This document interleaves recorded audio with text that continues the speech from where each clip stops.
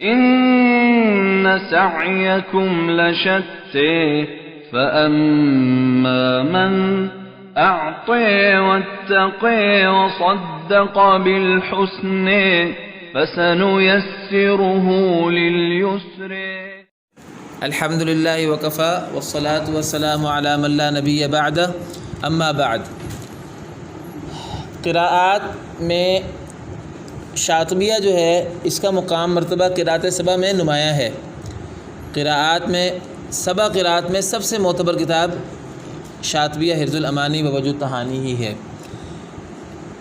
اس کتاب میں عام قراءت کی کتابوں کی طرح دو قسموں میں پوری کتاب جو ہے وہ تقسیم شدہ ہے، دو حصوں میں.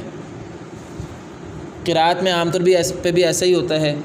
کچھ اصول ہوتے ہیں، قواعد ہوتے ہیں، ضوابط ہوتے ہیں جو بار بار ہر جگہ استعمال ہو جاتے ہیں، اور کچھ ایسی چیزیں ہیں جو کہ قواعد اور ضوابط نہیں ہیں، مخصوص کلمات ہوتے ہیں جن کا قراءت میں اختلاف ہوتا ہے. تو جو اصول و قواعد ہیں ان کو تو قراءت کے اصول ان کے نام سے بیان کیا جاتا ہے، اصول القراءات کہتے ہیں. اور جو چیزیں مخصوص کلمات میں اختلافات ہوتے ہیں ان کو کہتے ہیں فرش الکلمات یا فروش الکلمات یا فروش القراءات.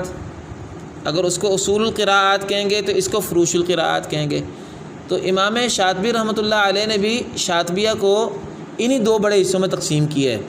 اگرچہ کتاب کے اگر اعتبار سے دیکھا جائے، پوری کتاب کے اعتبار سے دیکھا جائے تو کتاب 4 حصوں میں تقسیم ہے. پہلا حصہ مقدمے کا ہے. مقدمے کے تقریباً 101 شعر ہیں غالباً شاطبیہ کے. 101 شعر ہیں، نہیں 94 ہیں، 94 اشعار ہیں. 101 102 شعر طیبۃ النشر کے ہیں مقدمے کے، 94 اشعار ہیں مقدمہ کے. اور پھر آخر میں خاتمہ ہے.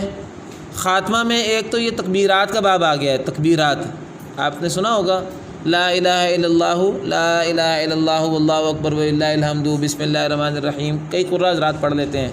اس کا ایک باب آ رہا ہے. اس طرح خاتمہ میں مخارج کا باب آ رہا ہے، صفات کا باب آ رہا ہے، اور اس کے بعد جو ہے وہ اختتامی چند کلمات ہیں امام شاطبی نے فرمائے. تو مقدمہ اور خاتمہ کے درمیان اصول القراءات ہیں یا فروش الکلمات ہیں یا فروش القراءات ہیں. تو 4 چیزیں ہو گئی نا، مقدمہ، اصول القراءات، فروش القراءات اور خاتمہ.